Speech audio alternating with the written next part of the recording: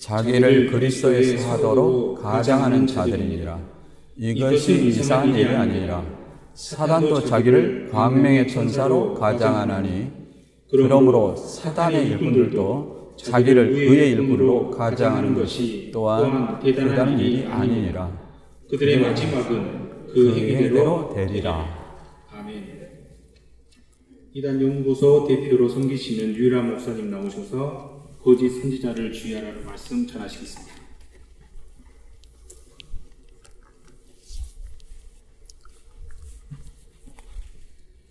안녕하십니까.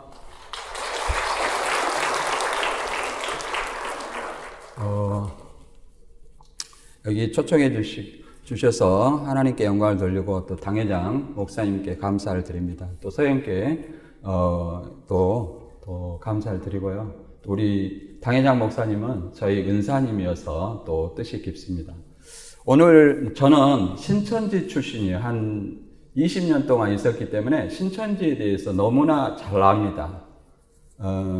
그래서 교회가 영적으로 무장하지 아니하면 곧 성경에 무지하면 그들의 미혹에 될 수밖에 없습니다. 왜 그러냐면 우리도 틀어줘 보세요. 위에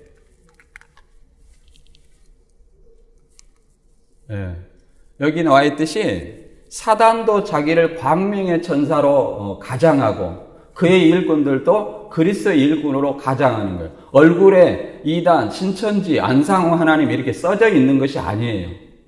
그들도 뱀이 뭘로 하와를 미혹했습니까? 하나님의 말씀으로 미혹했어요. 동산 모든 나무의 실과를 먹지 말라고 하더냐 이렇게 하나님의 말씀과 정반대되는 왜곡된 그런 말씀을 했습니다. 사단은 결국은 하나님의 말씀을 왜곡해서 하나님의 백성을 미혹한다는 사실을 알아야 됩니다. 그래서 올바로 우리가 하나님을 알아야 됩니다. 그래서 오늘날의 거짓 선지자 적그리스도들이 어떻게 하냐? 많은 사람들이 내 이름으로 와서 자기를 뭘로 해요? 그리스도로 하리라 이렇게 얘기합니다. 사람이 그런다는 거예요. 사람이 자기를 누구라? 그리스도로 한다는 것은 자기를 구원자라고 한다는 거예요. 재림 때. 그래서 우리나라에 약 얼마 정도 있냐면 약 100여 명 정도가 있다고 그래요. 100여 명 정도. 나는 시대에서 이런 데서도 많이 언론 공개된 사람이 있지만 공개되지 않는 어느 정도 규모를 갖춘 교주들이 약 100여 명이 넘는다고 그래요. 우리가 아는 것은 이제 극히 일부죠. 광주에서 가장 활개를 치는 단체가 신천지하고 안상호 하나님입니다. 거기는 이제 어머니 하나님까지도 만들어 놨잖아요. 안상호 하나님이 아버지고 장길자 여사가 어머니다. 무슨 하나님이 아버지 어머니도 있습니까? 뭐 남녀 평등을 주장하는 그런 어떤 성경은 없습니다. 그리고 구원은 어떻게 이루어지느냐? 성경은 사람 중에 구원자는 오직 우리가 기독교인들은 다 알듯이 예수 그리스도밖에 없다고 얘기를 합니다. 천하에 구원 얻을 만한 다른 이름을 우리에게 주신 적이 없다. 누구예요? 예수 그리스도. 이렇게 얘기를 합니다. 그러나 다른 구원자, 다른 예수가 물론 초대교회 당시에도 있었지만 영지주의 예수가 있었겠지만 오늘날도 자기를 그러잖아요. 예수님이 나에게 왔다. 이렇게 얘기하는 교주들이 많이 있잖아요. 대부분 교주들은 예수님이 자기에게 재림했다고 이렇게 얘기를 합니다. 그러나 누가복음 21장 35절에 보면 이날은 온 지구촌에 거하는 모든 사람에게 임하리라. 그래서 예수님은 초림 때는 물론 유대인의 메시아로서 예수님이 왔습니다. 그러나 그들이 영접하지 아니함으로 오늘날에는 복음이 이방에게 넘어갔고 그를 믿는 자가 하나님의 자녀이고 그리스도인들이 온 세계에 퍼져 있어요. 그래서 예수 재림하실 때는 예수님의 복음을 믿느냐 안 믿느냐 이걸로 심판하지 교주를 믿느냐 안 믿느냐 이걸로 심판하지 않습니다. 이 신천지라는 이 단체는 다른 단체도 마찬가지지만 교주를 믿냐 안 믿냐로 이걸 심판하는 것이에요. 물론 그들도 성경을 인용합니다. 성경을 인용해요. 그러나 성경은 그들과 아무런 상관이 없어요. 신약 성경이 누구한테 써져 있는 겁니까? 다 교회고 그리스도인들에게 해당되는 말입니다. 계시록까지. 그렇기 때문에 신천지나 안상홍이나 이들이 그리스도인입니까? 아니에요. 신천지는 이만씨를 구원자로 믿는 것이 신천지예요. 안상홍은 장길자와 안상홍을 하나님 어머니 아버지 이렇게 믿는 데가 어디예요? 안상홍 하나님의 교회예요. 그러니까 그들은 성경을 도용해서 사용하는 것이 성경과 전혀 상관이 없는 사람들이에요. 그래서 우리는 예수님이 오실 때까지 항상 깨어 있어야 돼요. 뭘로? 말씀과 기도로 깨어서 예수님이 다시 오시는 날을 기다려야 됩니다. 그러기 위해서는 우리가 말씀으로 어떻게 해야 돼요? 무장을 해야 됩니다. 그래서 신천지의 핵심 교리를 우리가 오늘 좀 알아보고 이제 전도에 관한 사항을 알아보도록 하겠습니다. 신천지가 육체형색 하잖아요. 뭐 많이 들었을 거예요. 근데 이 논리가 어떻게 되냐면 계시록 20장 4절에 읽어보면 이런 말이 있습니다. 또 내가 예수의 보좌들을 보니 거기 앉은 자들이 있어 심판하는 권세를 받았더라. 내가 예수의 증거와 하나님의 말씀을 인하여 못배임을 받은 자의 영혼들과 또 짐승과 그의 우상에게 경배하지도 아니하고 이마와 손에 그의 표를 받지도 아니한 자들이 살아서 그리스도로 더불어 1000년 동안 왕노릇하니 그 나머지 죽은 자들은 그 1000년이 차기까지 살지 못하더라. 이는 첫째 부활이라. 이 죽은 자에 대해서 얘기를 하는 거예요. 물론 이것을 무천년설과 역사적 전천년설 견해로 바라보면 무천년설은 예수 그리스도를 믿으면 첫째 부활했다고 생각하지만 저는 역사적 전천년설 견해로 이제 문자 그대로 한번 살펴보도록 하겠습니다. 여기서 이제 두 존재가 나와요.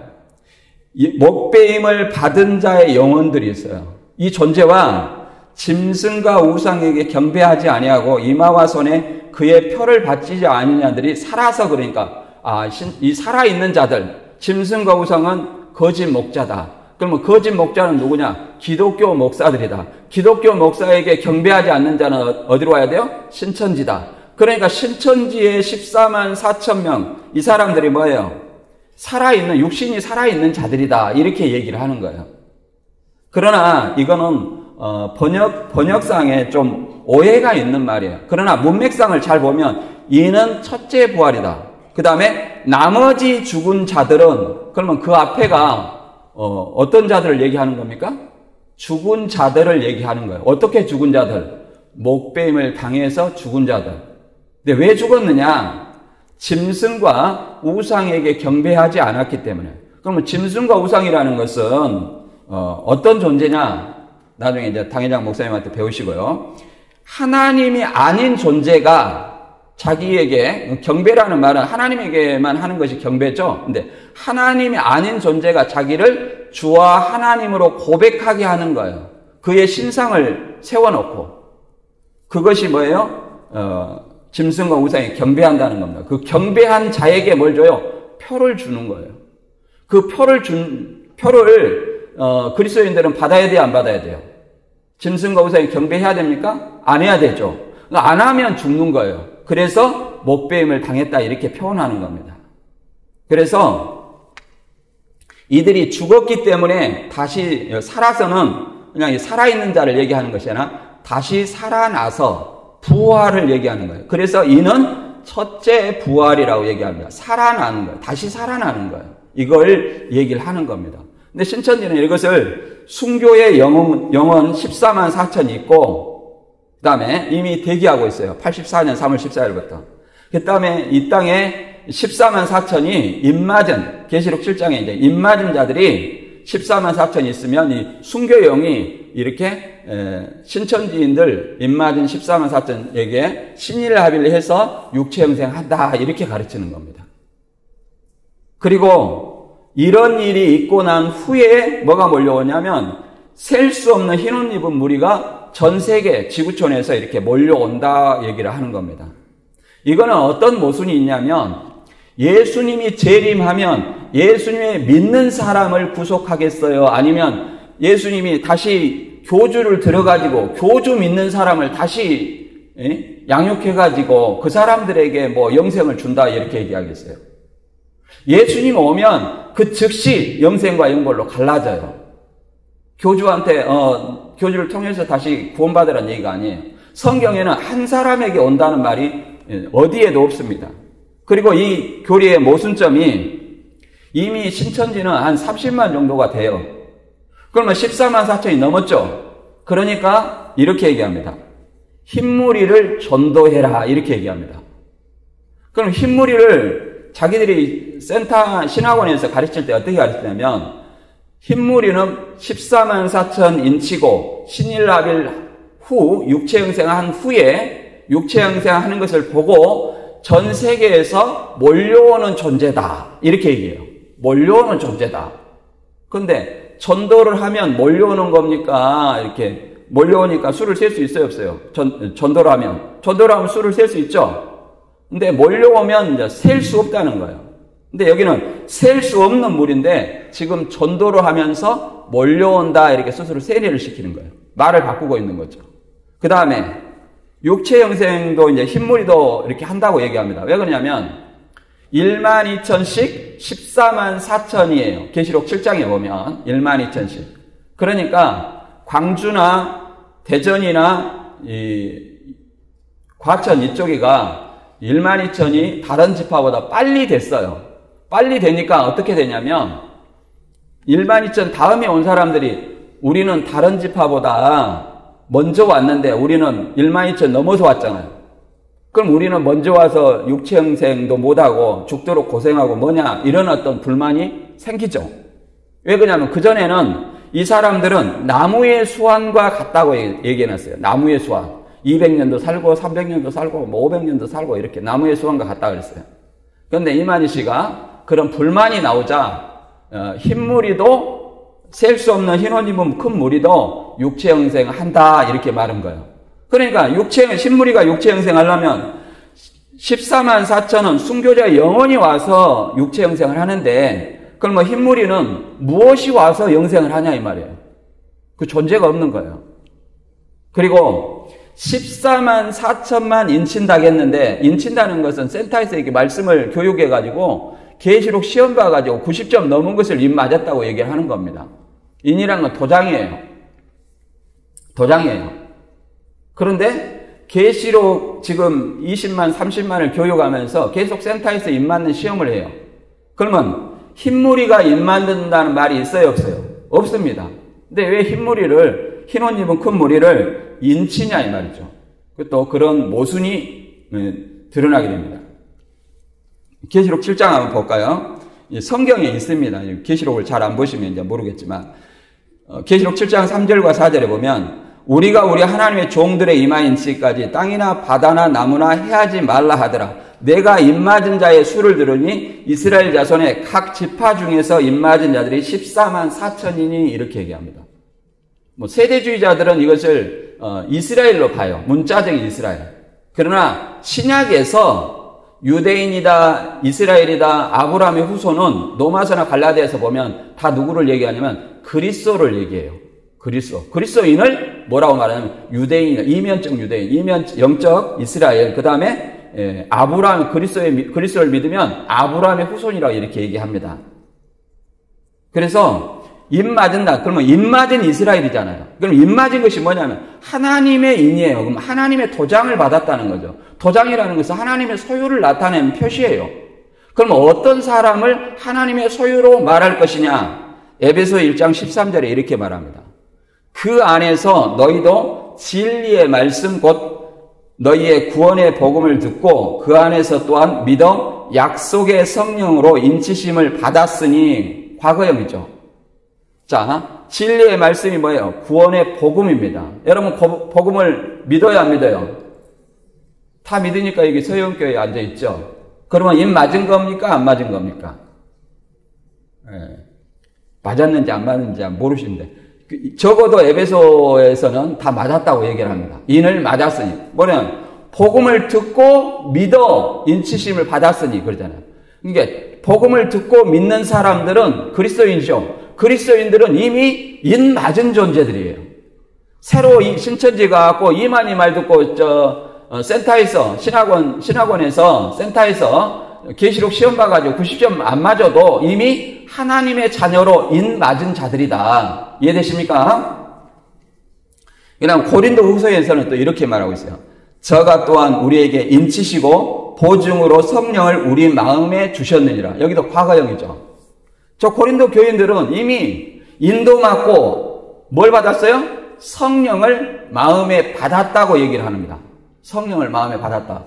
여러분도 임 맞고 성령 받았습니까? 예. 그래도 몇 사람 안 한 것 같아요. 나는 받았는지 안 받았는지. 뭐 성령이 내 안에서 아무런 감각이 없으니까 뭐 받았는지 안 받았는지 이런 생각을 하는 사람이 있어요. 성령은 그러잖아요. 바울도 너희가 성령을 받은 것을 알지 못하느냐 이렇게 얘기합니다. 성경을 통해서 예수를 믿으면 성령을 우리 마음에 주셨다 했기 때문에 내 안에 성령이 계신 것을 믿는 것입니다.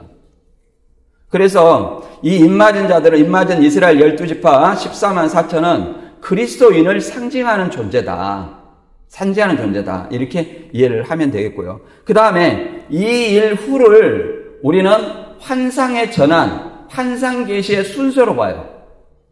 그런데 신천지는 이것을 어떻게 보냐면 14만 4천 인치고, 인치면 뭐 해야 돼요? 신일합의를 해야 돼요. 순교형이 와갖고 육체형생을 해야 돼요. 육체형생을 한 다음에 뭐 하냐면은 이 셀 수 없는 흰 옷 입은 무리가 몰려온다는 거예요. 자, 이 일 후에 내가 보니 각 나라와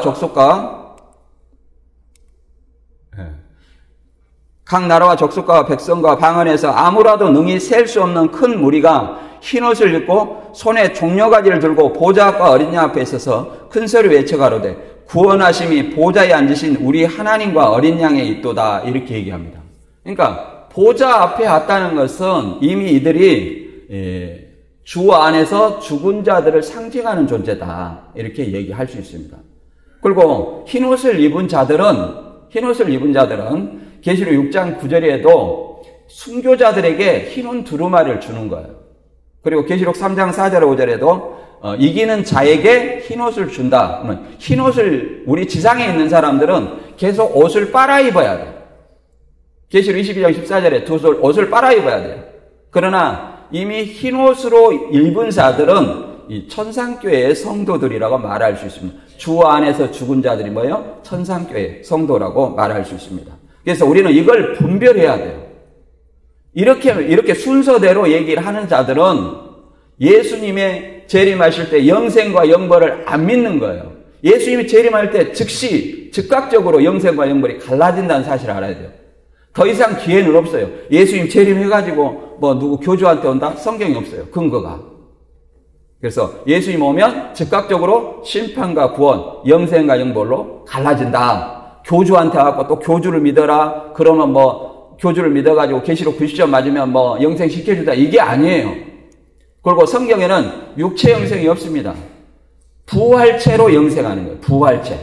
우리가 그걸 알아야 됩니다. 그 다음에 신천지에 이제 빠지는 이유를 한번 보도록 할게요. 신천지에 빠지는 이유. 자, 빠지는 이유가 뭐냐? 첫째는 이제 성경에 대한 무지입니다. 제가 이제 신천지, 저도 말 그대로, 고신측에 있었어요. 신천지가 가기 전에 고신측에 청년회장 하고 있었어요. 그래서 출석군이 와가지고, 저도 굉장히 성경이 궁금했어요. 개혁한걸 읽어보니까 너무 성경을 무슨 말인지 모르겠어요. 내가 이제 공부를 해보니까 개혁한글이 한자 번역이에요. 중국 한자 번역. 그래서 또 한자도 있고 구어, 고어가 있어요. 그래서 굉장히 어렵습니다. 그래서 이걸 제가 부흥회를 굉장히 많이 쫓아다니는데 알 수가 없더라고요. 그래서 어느 날 이제 신천지인이 호대생이 자기 집으로 초대를 하더니 성경에는 짝이 있다는 거예요. 짝이.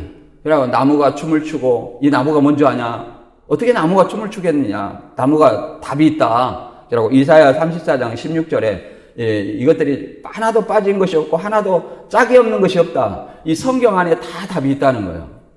그래서 이제 답을 이렇게 성경 안에서 나무는 유다 사람이라고 찾아주는 거예요. 저는 뭐 학생이 그러는데 제가 신뢰하겠습니까? 이 말씀을 배워보겠느냐, 그러니까 지나가는 말로. 그냥 제가 배우겠다는 뜻이 아니라 지나간 말을 하는 얘기 있잖아요. 접대용 멘트로. 그래요. 기회 있으면 배워보죠. 근데 다음날 사람을 데리고 왔어요. 그거 배우겠어요? 안 배워요? 배워야 되겠어요? 안 배워야 되겠어요? 제가 하는 말이 있잖아요. 저는 지나가는 말로 했는데 배웠어요. 근데 계속 참 먹자, 거짓 먹자, 진리, 비질 이거 얘기하는 거예요.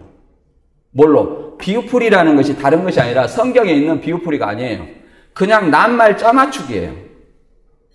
낱말 짜맞추기가 왜 성경적이 아니냐? 그 당시에는 성경이 무지하니까 이게 굉장히 그 성경적으로 이해했어요. 왜 그러냐면 비유풀이가 성경 안에서 낱말을 짜맞추니까 성경적이다.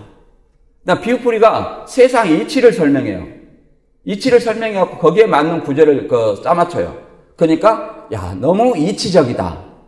그 다음에 또 악구가 딱딱 맞아. 그러니까 딱딱 떨어진다 이런 말이에요. 딱딱 떨어진다 이런 말이에요. 근데 제가 성경을 공부해 보니까 그러잖아요. 저자의 시대에 그러잖아요. 대상이 다르면 메시지도 달라져요. 갈라디아서, 에베소서, 고린도전서 이 메시지가 똑같습니까? 다릅니까?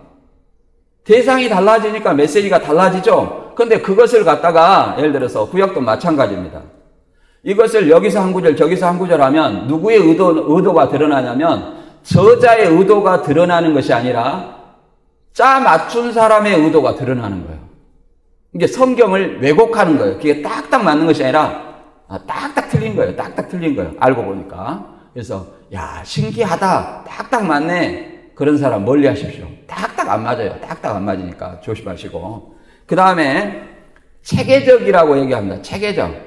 초등은 이 낱말 짜맞추기 비유풀이. 이사야 4장 16절에 그 짜맞추기 짝이 있다는 것은 성경의 짝이 아니라 이사야 시대의 성경이 말 그대로 여호와의 책이 신약입니까? 아니면 이사야 이전의 여호와의 책이에요. 그러니까 그것도 짐승의 짝이지 성경의 짝은 아니에요.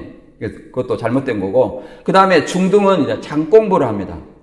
초등은 이제 비유풀이가 참 먹자, 거짓 먹자, 진리, 비진리. 전부 답이 이거예요. 전부 답이 이거예요.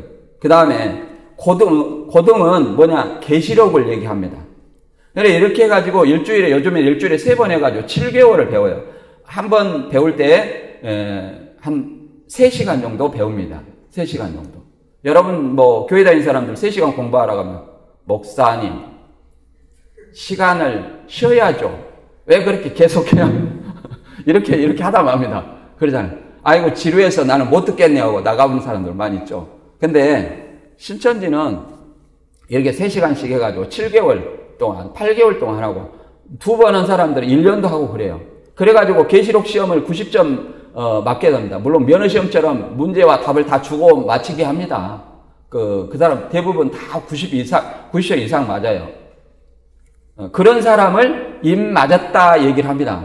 그리고 이만희 씨가 수료할 때 뭐라고 하냐면 임 맞아도 또 맞아야 되겠죠? 도장을 찍는데 또 찍으면 돼요? 안 돼요? 여러분 도장 찍을 때 계속 반복해서 찍습니까? 우리도 하나님의 자녀로 인을 한 번 맞았으면 되지 계속 맞을 필요가 없어요. 그 다음에 계시록 우리 이제 기성교에서 이제 계시록을 잘 설교하지 않는 이런 어떤 약점을 이용해 가지고 계시록을 가지고 전부 유재열 장막성전에다 짜맞추는 거예요. 그래가지고 이렇게 하는 겁니다. 그것이 이제 실상이라 성경대로 이루어진 실상이다 얘기하는데 실상이라는 것은 성경에 있는 것을 모방하고 사칭해서 그것을 실상이라고 이렇게 합니다. 성경대로 이루어진 실상이다. 예를 들어서 계시록 7장에 12지파가 있잖아요. 그러니까 우리나라를 남한만 12지파로 쪼개요. 이것은 교주들만 하는 거예요. 교주들마다 얘기를 하는 거예요. 이거를 베드로 지파라고 하잖아요. 그럼 베드로가 예수님이 제자들이 땅 따먹게 했어요?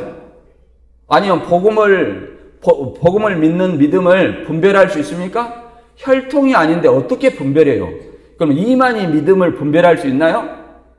누가 잘 믿고 못 믿고? 분별할 수 없어요. 이것이 다 모방과 사칭 사기라는 거예요.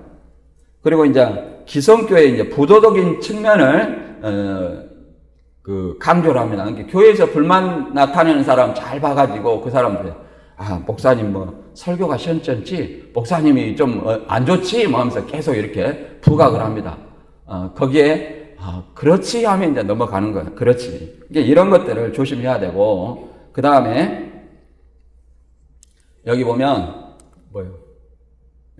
12지파 이렇게 했죠. 그 다음에 여기 새 언약 시험을 보는 겁니다. 이렇게 위에 신천지들이 하얀 블라우스, 와이셔츠, 그 다음에 까만 치마 바지 이렇게 했습니다. 이게 까만색 정장을 입는다고 봐요. 안에 뭘 입고요? 하얀색 이걸 입는 거예요. 그렇게 이렇게 시험을 보죠. 또 의장대처럼 시험 나눠줄 때도 줄 맞춰서 나눠줘요. 그러니까 딱 이게 의장대처럼 너무 자기들이 보기 좋다. 북한하고 우리만 이렇게 한다. 이렇게 얘기해요. 근데 알고 보니까 교주들 있는 데서는 다 이렇게 해요. 교주들 있는 데서는. 그 다음에 우리나라를 이렇게 12개로 쪼갰죠? 모방이다. 모방 사칙이다. 그 다음에 이만희는 이제 진용식 목사님 고발할 때 나는 구원자 아니다. 이만희 씨가 구원자라고 하는 거예요. 저 그리스도 맞죠? 구원자라고 하는데 정작 구원자로 가르치면서 세상에 소송할 때는 자는 구원자도 아니고 보혜사도 아니고 막 이렇게 가르친 적이 없다. 이렇게 오리발 내미는 거예요. 그래서 뭐 배도 멸망 후에 출현한 구원자. 데살로니가 후서에 이제 배도 멸망 구원이 나와요. 먼저 예수님이 오실 때 순리가 먼저 배도하는 일이 있고 저 불법의 사랑 곧 멸망의 아들이 나타나기 전에는 이르지 아니하리니 그러고 이 배도하는 일이 있고 그러니까 예수님이 오시기 전에는 이런 일들이 믿음에서 떠나는 일들 그러잖아요. 이단을 믿는 일들 적그리스도와 거짓 선지자들이 많이 드러난다는 거예요. 갈수록 앞으로 그렇게 되어진다. 예수님이 오실 때가 가까울수록 그렇게 생각을 합니다. 성경은 그렇게 말을 합니다. 그러므로 여러분들이 예수님이 가까울수록 다른 사람이 떨어져도 그러잖아요. 말세가 가까울수록 여러분들이 더욱 깨어있어서 그러잖아요. 내 자신을 붙들고 한 영혼이라도 오늘 기도하더만 한 영혼이라도 그러잖아요. 예수님은 100마리 양 중에서 한 마리 양을 잃어버리면 99마리를 놔두고 그 한 마리 양을 찾을 때까지 찾는다는 거예요. 그러니까 교회를 안 믿는 사람들, 이단에 빠진 사람들, 물론 이단에 빠진 사람들 여러분 직접 해결하려고 하면 이제 여러분들이 넘어가니까 목사님을 통해서 전문가를 통해서 구원할 수 있도록 해야 됩니다. 그런 사람들을 어떻게 해야 돼요? 이 진리 앞으로 구원을 해야 돼요. 무조건 내 얘기를 하는 것이 아니라 신천지에서도 전도할 때 어떤 것이 있냐면 이렇게 합니다. 이해와 공감, 신뢰 이게 세 가지를 얘기하고 있어요. 뭐냐면 내가 상대방의 신뢰를 얻기 위해서는 내가 상대방을 이해를 하라는 거예요. 상대방을 맞춰주는 거죠. 그리고 상대방이 무슨 얘기를 하면 그래 하면서 공감대를 형성해 주는 거예요. 그러니까 여러분도 상대방이 얘기하면 잘 들어주고 그러잖아요. 상대방이 나를 신뢰하게 해서 그 다음에 뭘 전해야 돼요? 복음을 전하는 겁니다.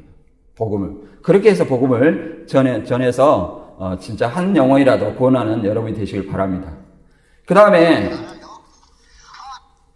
이만희 씨가 육체 영생을 부인하는 내용이 있습니다. 뭐 음성은 안 나오는데 뭐라고 얘기하냐면 이제 영생하냐? 당신은 육체 영생한다면서 이렇게 피디가 물어보는 거예요. 나를요? 이렇게 얘기하면서 뭐라고 하냐면 아니 하나님이 살라면 살고 죽으라면 죽을 것이지 내가 나를 믿으면 영생하는 그것이 아니라고 이렇게 오리발 내미는 거예요. 지금 신천지가 이만희가 94살이에요. 94살. 4살이다 보니까 곧 죽을 것 같아. 그 얼굴을 보면서 육체 영생한다고 생각할 수 있어요? 없어요? 없겠죠? 그러니까 이만희 씨도 이렇게 얘기합니다. 육체는 죽을 수 있다. 그러나 영혼은 죽지 않는다. 마태 10장 28절에 이렇게 말합니다. 육을 죽이는 자를 두려워 말고 오직 영과 그잖아요. 육과 영을 지옥에 멸하는 자를 두려워하라. 이런 말이 있습니다. 그러니까 육체는 이 말을 가지고 육체는 죽을 수 있다 얘기를 하는 겁니다. 그런데 신천지인들이 이것들을 또 자기의 유리하게 해석해갖고 받아들여요. 우리가 객관적으로 봤을 때는 이제 이만희 자기 죽는다고 영생 없다고 말 바꾸고 있구나. 우리가 이것을 객관적으로 봤을 때 우리가 알 수 있는 거예요. 그래서 지금 뭐 합니까? 후계자를 후계자를 선정하려고 하고 있는 거예요. 죽으면 이만희는 모세, 이만희 다음에 후계자는 여호수아라고 얘기합니다. 여호수아를 통해서 가나안 땅 갔죠? 그런 것을 얘기합니다. 그 다음에 전도 방법을 한번 알아보도록 하겠습니다. 전도. 지금 방학 때는 중고등학생들을 그렇게 많이 전도해요. 제가 이제 강주역센터 근방에 있잖아요. 중고등학생들 아무것도 모르는 사람들이 이렇게 가는 거예요. 어디 공부하러 간다고 하면 체크를 한 번씩 해봐야 돼요. 체크를. 고정적으로 어디 간다고. 뭐 영어 공부한다, 무슨 공부한다, 핑계를 댑니다. 핑계를 대요. 그건 돈을 안 주라고 그래. 무료니까. 돈을 안 주라고. 그러면 어떻게 해요? 체크를 해봐야 돼요.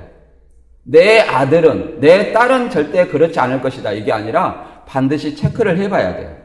그래서 이 예방은 적은 노력으로 할 수 있지만 들어가서 빼내오는 것은 너무나 많은 노력이 필요합니다. 너무나 많은 노력이 필요해요. 한 사람이 빠지면 그 가족이 그냥 그 한 사람 때문에 풍지박살이 납니다. 그리고 들어가면 거기서 신일합일 육체 형성이 곧 이루어질 것처럼 생각을 해가지고 올인을 해요. 그러다 보니까 자기 인생을 말아먹는 거예요. 저도 거기에서 20년 동안 올인을 했어요. 올인을. 그냥 젊은 청춘이 없다니까. 20년 만에 나왔다. 이제 어떤 사람은 얘 바보. 그것도 모르고 너 그가 20년 동안에 있었냐. 이런 사람이 있어요. 밖에서. 본인은 본인은 그것을 처음부터 안 배워봤으니까 그렇게 얘기할 수 있는 거예요. 결론만 알고. 그러나 저희가 들어갔을 때는 2단 이런 세미나라다 2단 어떤 유튜브나 이런 거 자료가 없었어요. 그런 개념이 없었어요.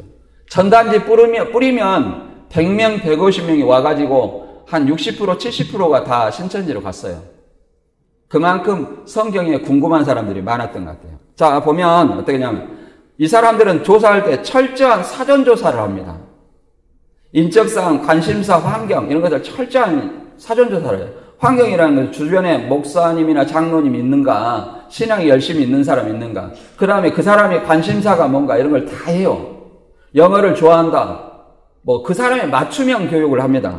그래서 예를 들어서 교회나 가족, 지인, 학교, 직장 이런 것을 통해서 다 얘기를 합니다. 요즘에는 가족들을 공략을 많이 해요.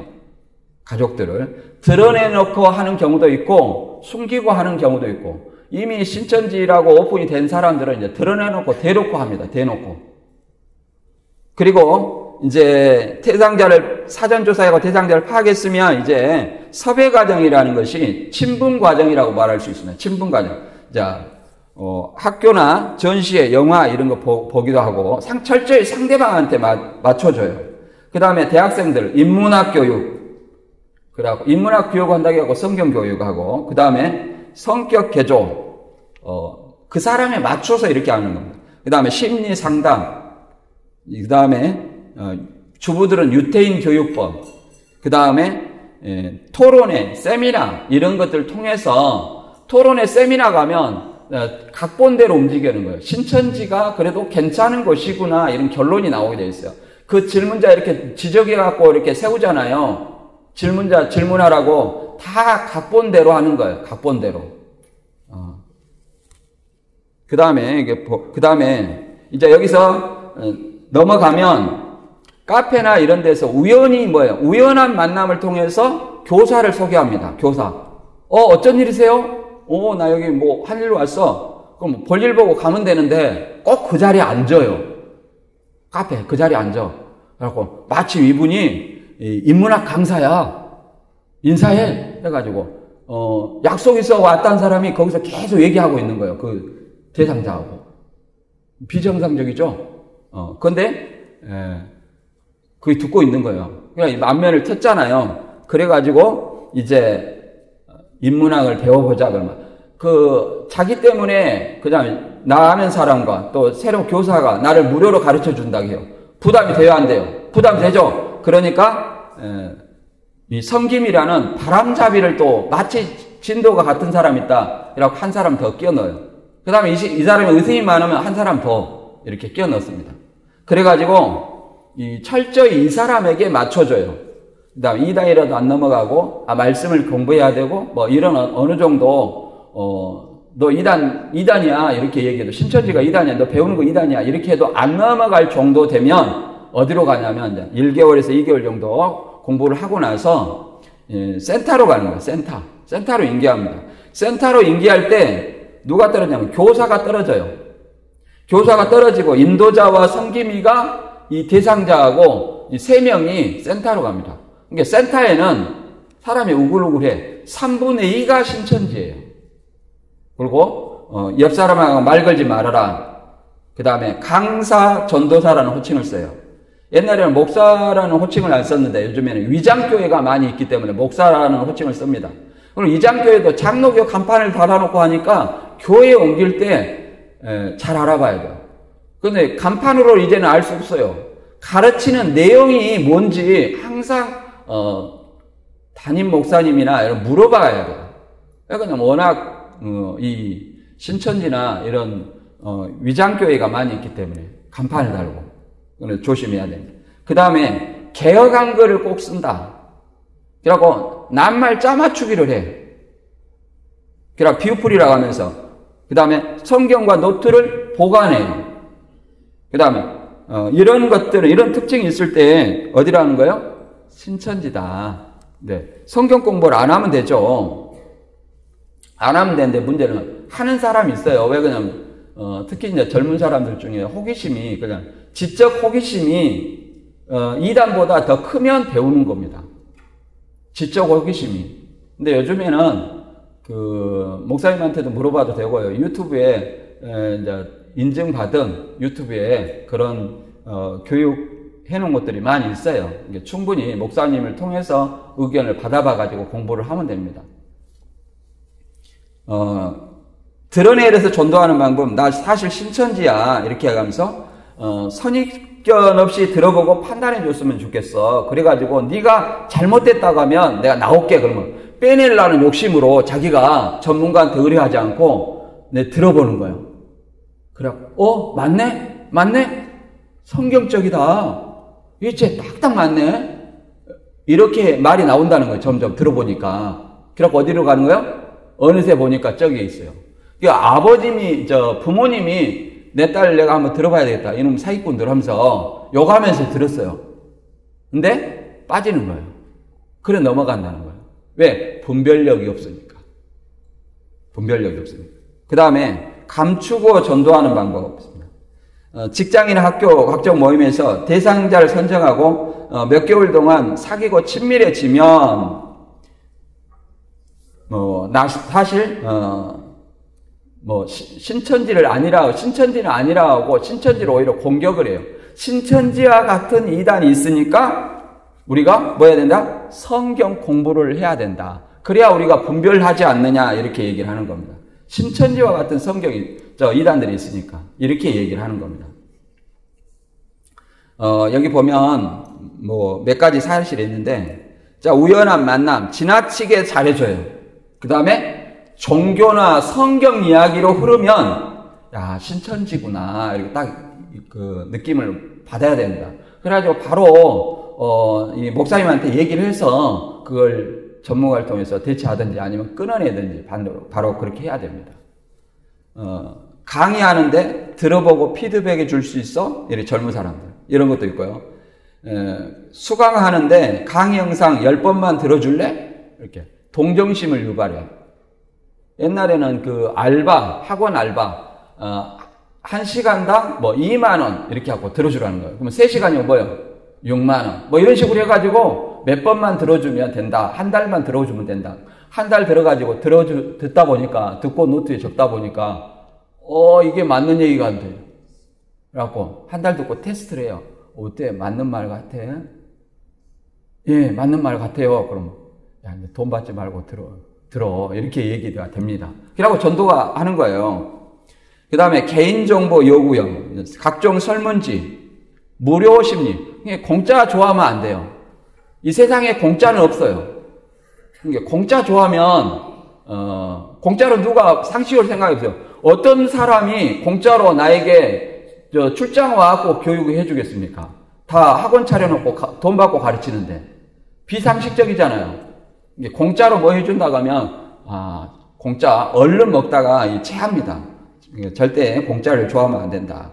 그 다음에 종교 전시, 그 다음에 주최자 정보를 검색해 보면 나오지 않아요. 그래서 비정상적인 활동을 이렇게 합니다. 시간이 많이 됐기 때문에 다음 한번 보도록 할게요. 신천지가 추석을 맞이해서 이렇게 특별 교육을 했어요. 자, 많이 있지만 명절 서별 교육을 했는데 어떤 거냐? 이 강제 개종 피해 얘기에 대해서 이렇게 154명 이렇게 됩니다. 그러니까 들어가는 숫자는 굉장히 많은데 나오는 숫자는 극히 적다는 거예요. 예방이 얼마나 중요한가 이게 우리가 좀 생각을 해야 되고, 그 다음에 광주 전남에 이렇게 합니다. 10명 중에 5명이 실패했다. 누가 실패했을까? 아무튼 궁금한데 4명을 성공했고, 저희 교회도 이 중에 몇 명 성공한 것 같아요. 저는 들으면 다 깨요. 들으면 다 깰 수 있어요. 안 들으면 못 깨는 거예요. 네. 현재 1명 진행 중 이렇게 나옵니다. 이게 자기들의 신천지가 더 잘 알아요. 그 다음에 이건 좀 통과하고요. 강제 상황 발생 시 대처 요령. 이렇게 해야 됩니다. 끌려가지 않는다 뭐 이런 것들이 있는데 이것도 더 통과할게요. 제가 통과하고,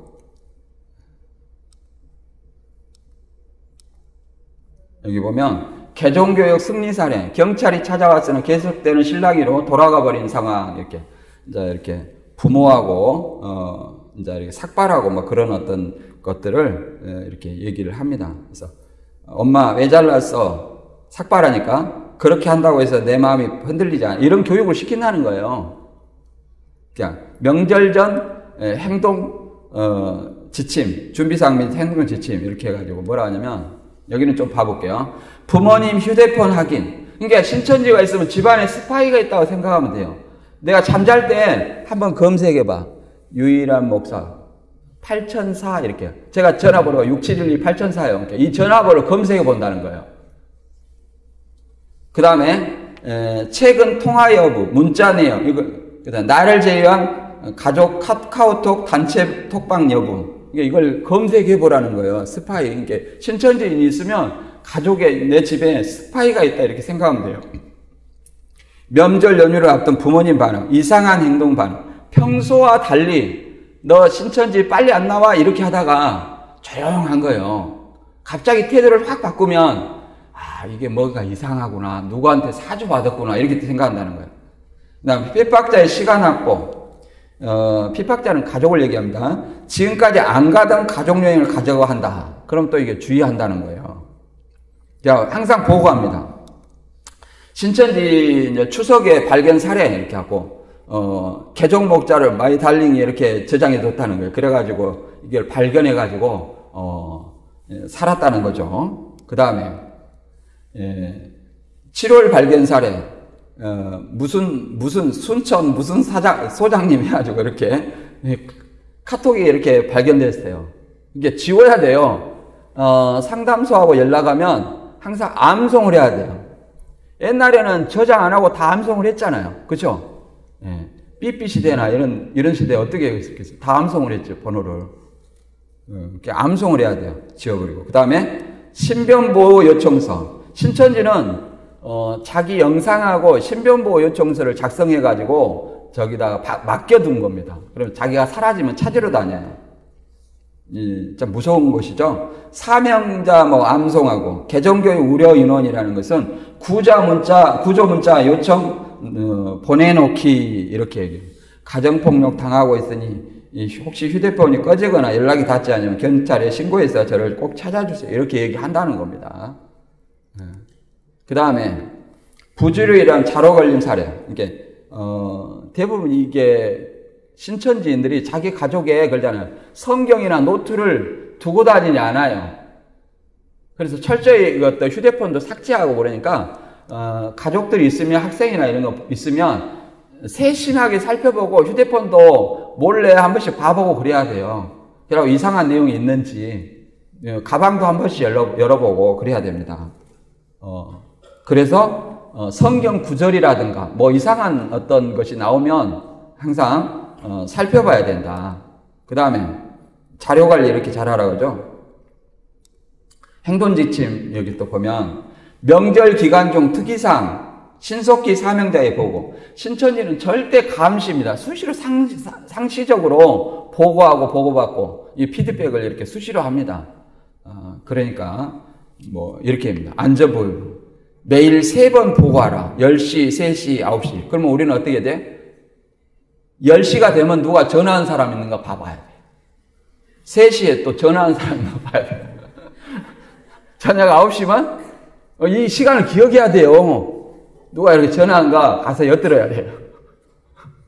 전화하면 의심해보고 그의 주의를 살펴봐야 돼요. 조심해야 됩니다. 그러잖아요. 아무튼 이거 통과하고. 집에서 말씀 공부 안 한다고 해서 신천지가 아니라는 거 아니에요. 대부분 신앙 안 한 사람들이 뭐라고 하냐면 우리는 신앙 안 해. 그러니까 안심해요. 요즘에는 신앙 안 한 사람의 비율이 더 많아요. 70%. 그 다음 신앙 한 사람이 30%. 전에는 6이었는데 7로 올라갔어요. 그렇게 많아요. 왜 그러냐면 잡아다 놓으면 다 공부를 하게 돼 있어. 거의 잘해주니까. 그리고 할 수밖에 없는 상황을 만들어요. 그 다음에 명절 이동시 어떻게 되냐면 명절 이동시 이동 보고 양식에 맞춰 반드시 이동 사전 보고 차량 번호 주소 상세히 기록해라.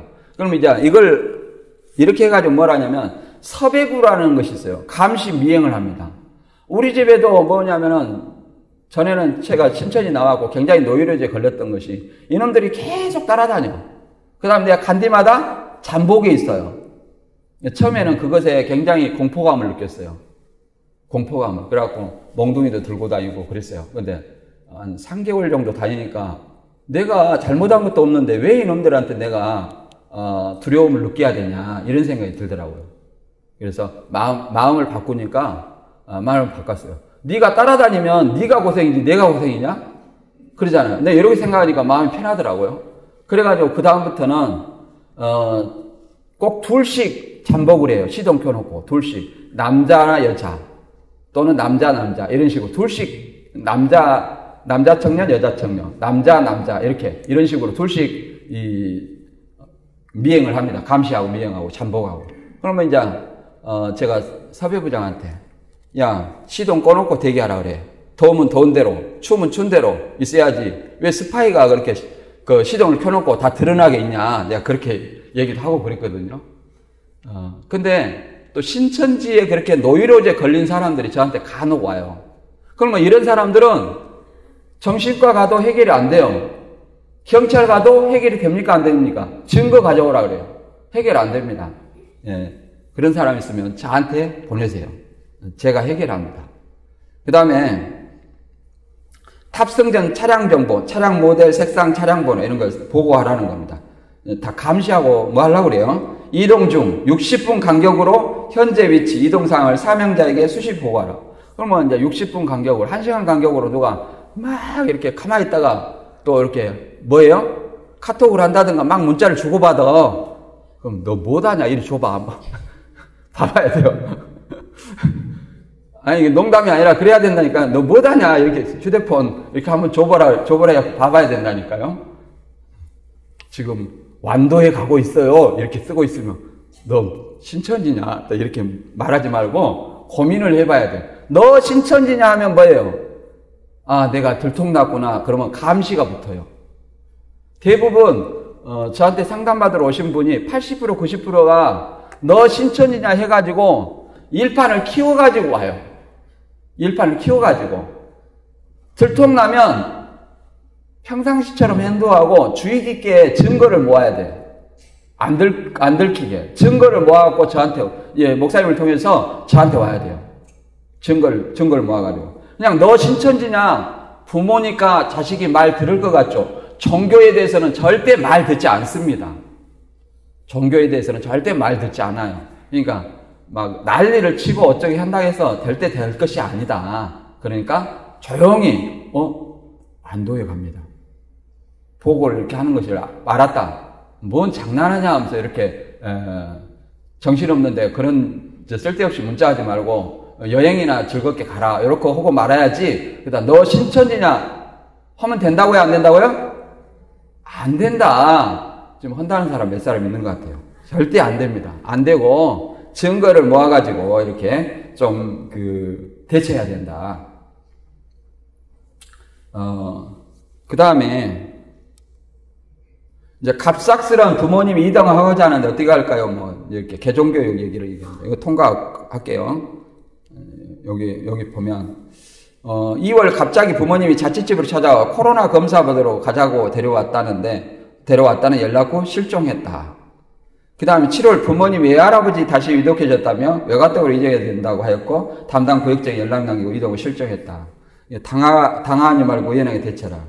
지혜롭게 우선 상황에서 벗어나 근무자에게 이동할 수 있는 시간을 확보해라. 근무자라는 것은 신천지 섭외부가 있어요. 감시비요. 그 사람들이 이제 출동을 하는 겁니다. 경찰서에 신고하고. 이런 어떤 상황을 여러분들이 잘 알고 항상 어떻게 해야 돼요? 사전에 다시 한번 얘기하면 오늘 시간 나온 거 있죠? 10시, 3시, 9시. 나 1시간마다 누가 문자 오면 야 뭐하냐 이리 줘봐라 하고 신천지 같으면 조용히 너 신천지냐 하지 말고 조용히 증거를 확보해서 목사님을 통해서 전문가한테 상의하면 되겠습니다. 그래서 오늘 말씀 다시 한번 우리가 생각을 하면 신천지는 그러잖아요. 신이라빌 순교의 영과 짐승과 우상에 경배하지 않는 자 이게는 동일한 존재다. 동일한 존재고 이게 신이라비는 없어요. 신이라비는 없다. 신이라비는 없고 14만 4천 입맞은 자는 그리스도인을 상징하는 것이지 그러잖아요. 입맞은 자가 누구예요? 유대인도 아니고 그러잖아요. 입맞은 자는 그리스도인을 얘기하는 거예요. 그리스도인을. 하나님의 자녀가 입맞았잖아요. 그러니까 그리스도인을 상징하는 것이고 그 다음에 셀 수 없는 흰옷 입은 무리는 보좌 앞에 있다고 하잖아요. 보좌가 어디 있어요? 하늘에 있죠? 예수님도 보좌 우편으로 올라가셨죠? 그러니까 거기 주 안에서 죽은 자들을 상징한다. 이렇게 우리가 이해하시면 되겠고 그것을 가지고 신천지라고 하는 것은 잘못됐다. 그런 것에 미혹되지 않기 위해서는 우리가 올바른 성경관을 가지고 있는 것이 굉장히 중요합니다. 이거 한 구절 읽어보고 정리하고 마치겠습니다. 베드로전서 5장 8절 같이 읽어볼게요. 시작. 근신하라 깨어라 너희 대적 마귀가 우는 사자같이 두루다니며 삼킬 자를 찾나니 너희는 믿음을 굳건하게 하여 그를 대적하라. 아멘. 근신하라 깨어라. 그죠? 대적 마귀가 우는 사자같이. 신천지는 어디에 있어든지 항상 어떻게 보냐면 전도 대상자냐 아니냐 이걸 파악해요. 그럼 우리는 어떻게 해야 됩니까? 우리도 그렇게 봐야 돼요. 우리도 그리스도의 어떤 군사로서 누가 전도 대상자냐 이렇게 생각을 해가지고 전도를 어떻게 해요? 그것이 뭐예요? 한 영혼을 구원하는 일이에요. 구원하는 일이다. 내 자신부터 무장하고 그 다음에 그 사람들을 이단에 미혹된 사람들 또 세상의 불신자들 그들을 전도해서 그들을 구원받게 하는 것이 주님의 자녀로서 사명이고 또 하나님께 영광을 돌리는 일인 줄 믿습니다. 오늘 말씀 여기서 마치고 질문이 있습니까? 없으면 사회자 나와서 마치도록 하겠습니다.